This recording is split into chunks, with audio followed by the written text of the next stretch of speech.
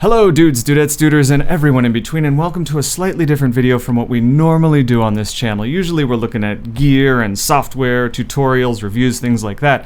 But I was cruising the World Wide Web and I saw a video by Digital Corridor called Getting the Hollywood Look Without the Hollywood Crew.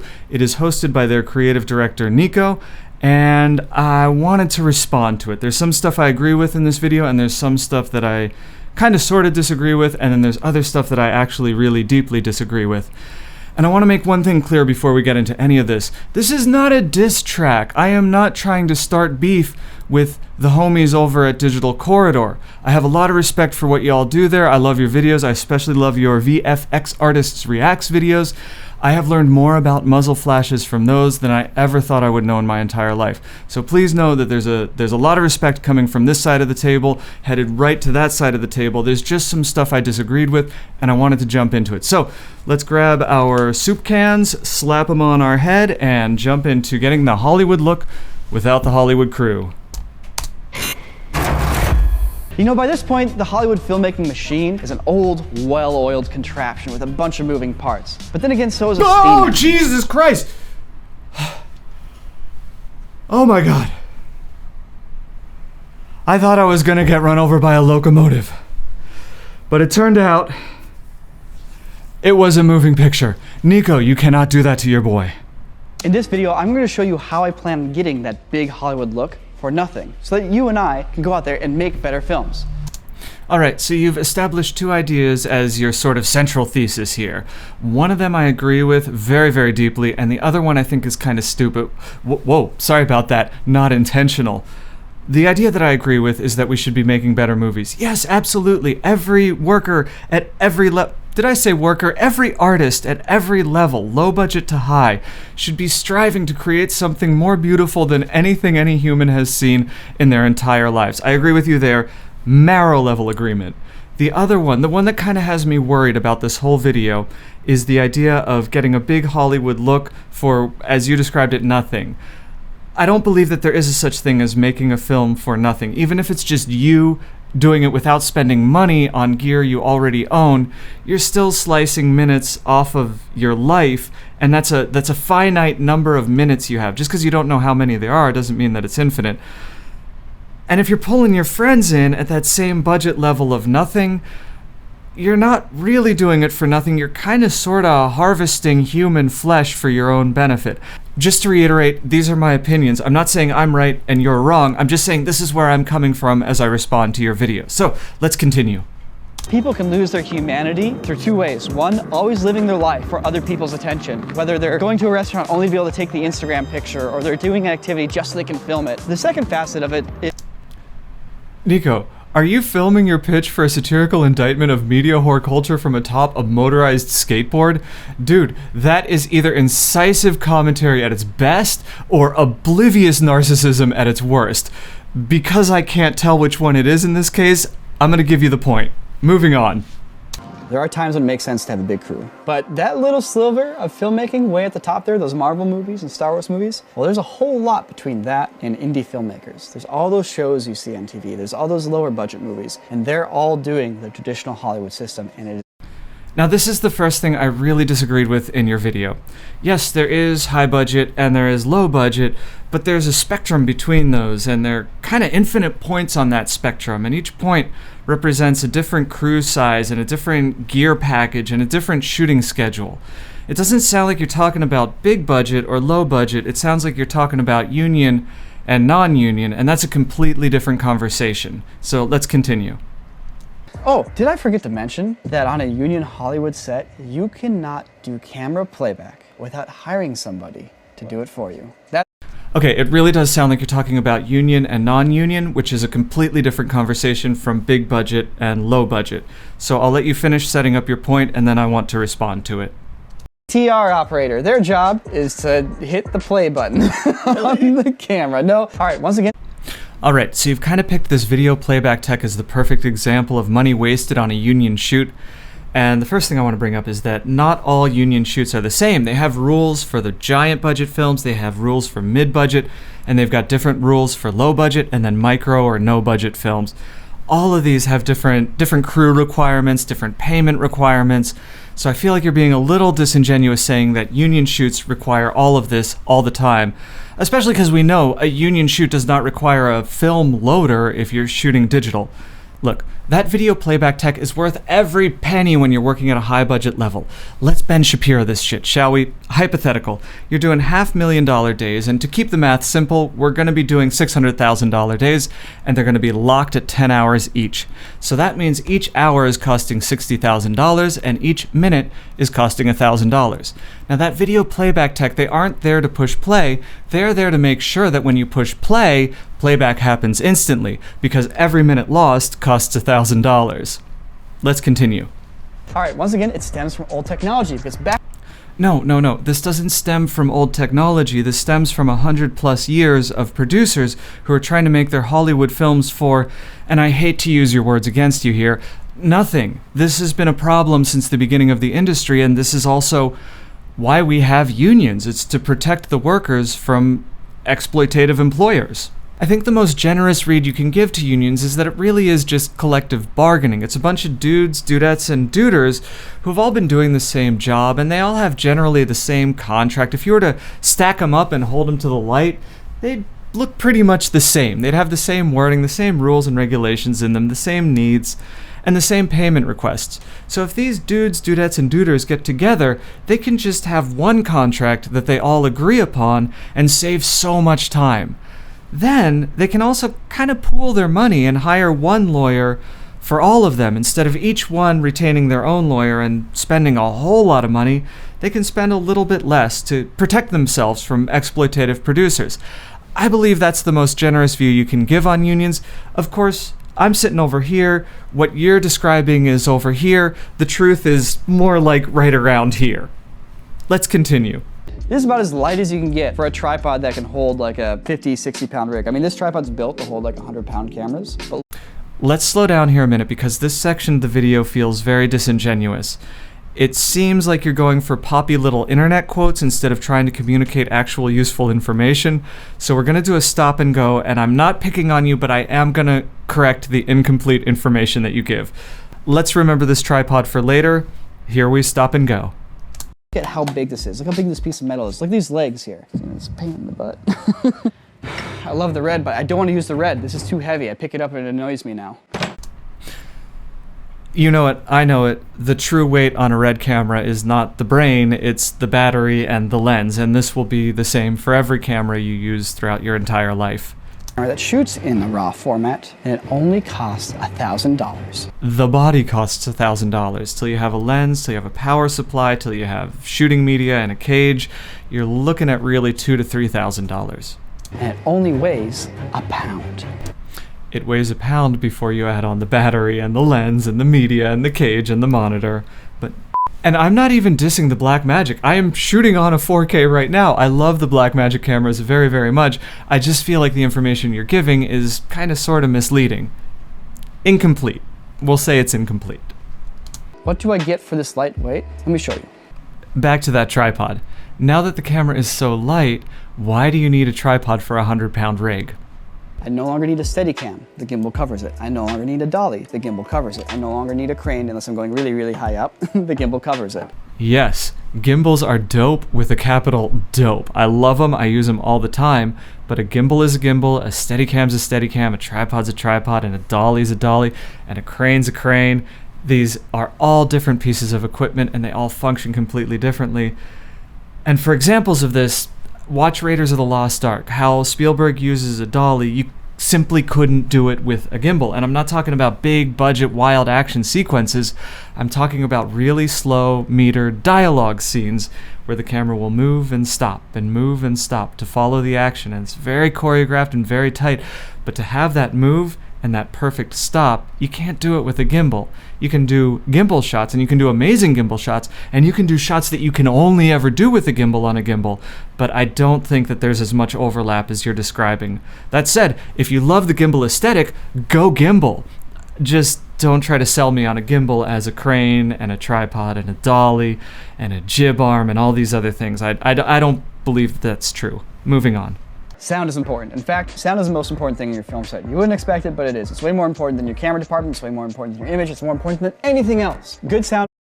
Sound is super duper important. It is not more important than picture. This is the stuff that sounds like poppy little internet quotes, and I really, really, really can't disagree with you enough. It is the fact that audio and video work in concert together that makes film such an exciting medium.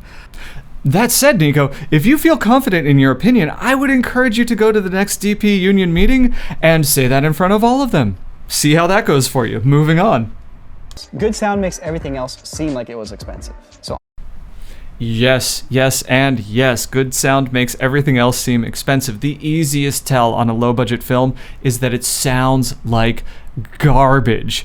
Time and again, indie filmmakers skimp on the sound and spend so much time on picture, and it is just a waste of time. If you can't get your head around sound, please, please, please go home. They are both equally important working in concert together. That's my opinion.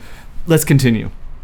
Well, don't forget about that slate. That's right, the slate is part of all this. You literally have to take a moment at the beginning of every single shot in your day to put that slate in front of the camera, have everybody wait, clap it down, and then get out of the shot. You know, it sounds like you are speaking out against slating shots when you have sync sound. I'm just going to tell you, this might be the worst thing you've published on your entire channel. This is terrible advice for young filmmakers. The slate has a purpose, it has a function. The value of a slate is a technical concern, and we're going to get into that as we continue this video. So sound department has become your boom operator, your sound technician, slate, and then assistant editing and post. That assistant editor is there to help you, not to hurt you. This is not a waste of money, neither is the slate.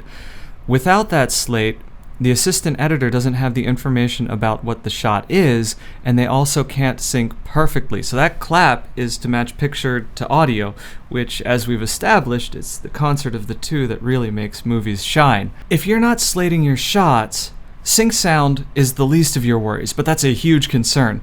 The real problem is that you can't grow your team. You need that slate to have the information about what the shot is at the top of each shot so that your team can know exactly what you're talking about when you're trying to explain to them what you want to use and what you don't want to use. The purpose of a slate goes so far beyond sync sound, and sync sound is absolutely essential for a movie that doesn't look crummy and cheap.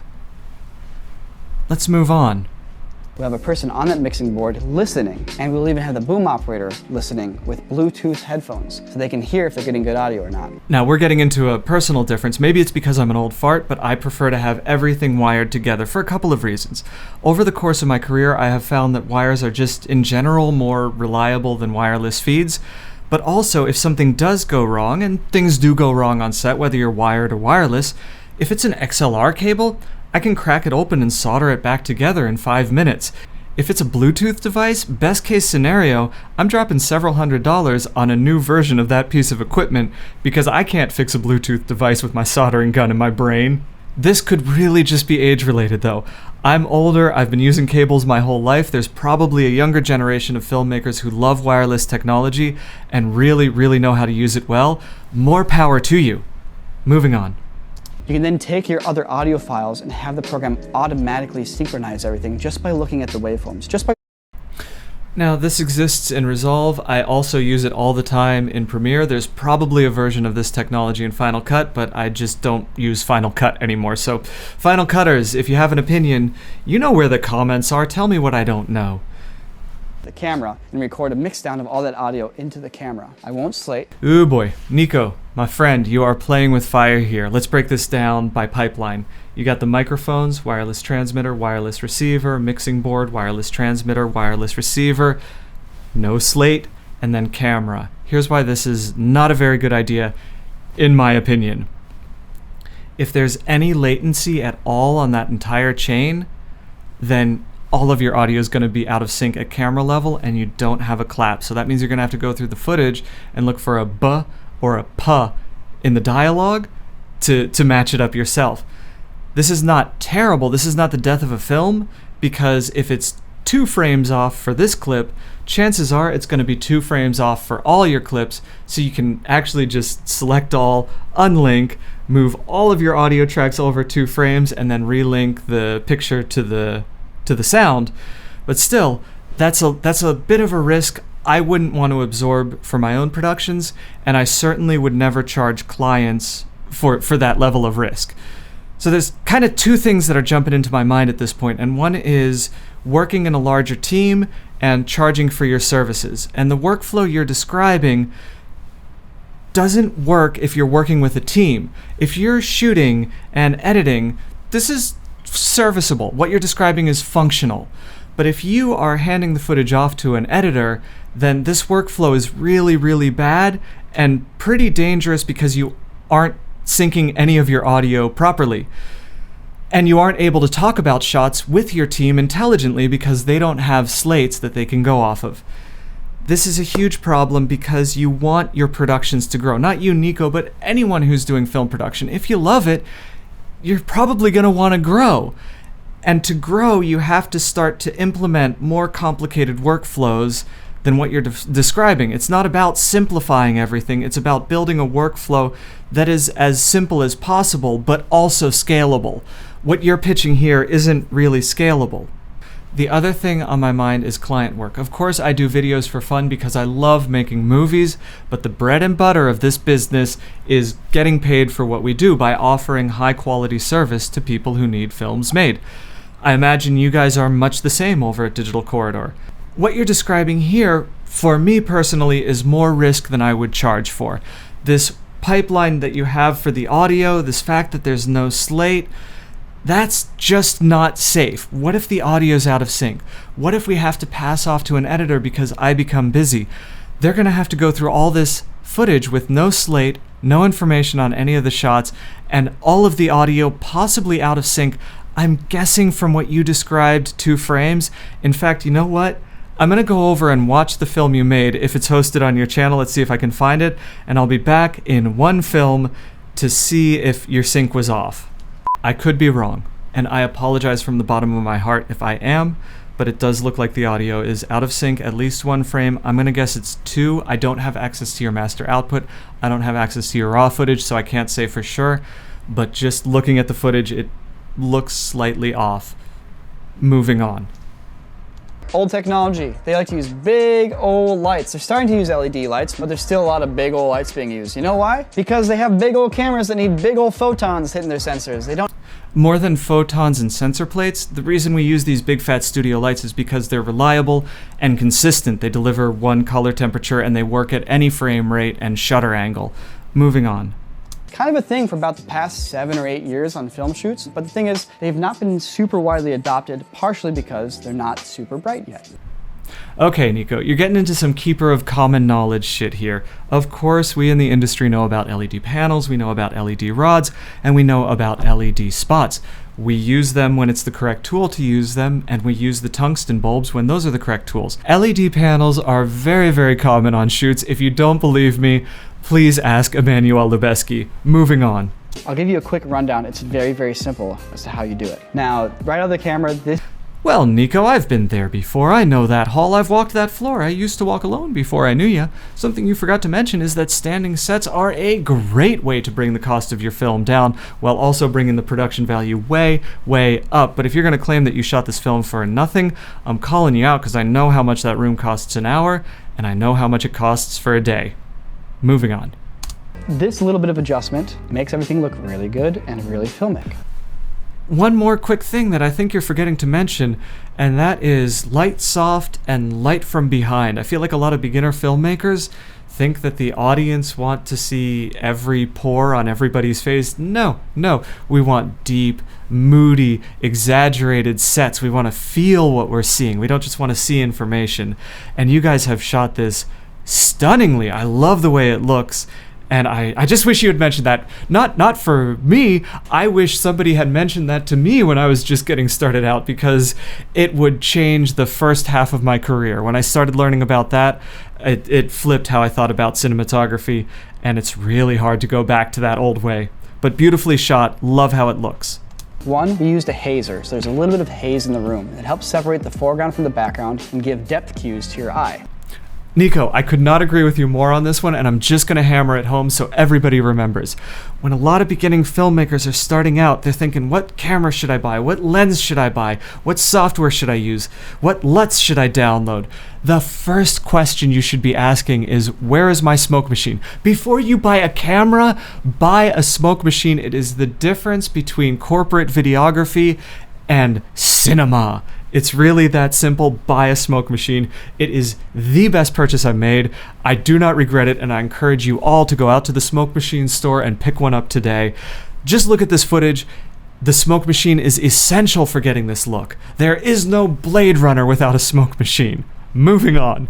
So we look here at these waveforms, we can see how the waveforms all line up. Yes, the audio from the mixing board will sync to the audio from the camera, but I am not convinced that the audio on the camera is actually in sync.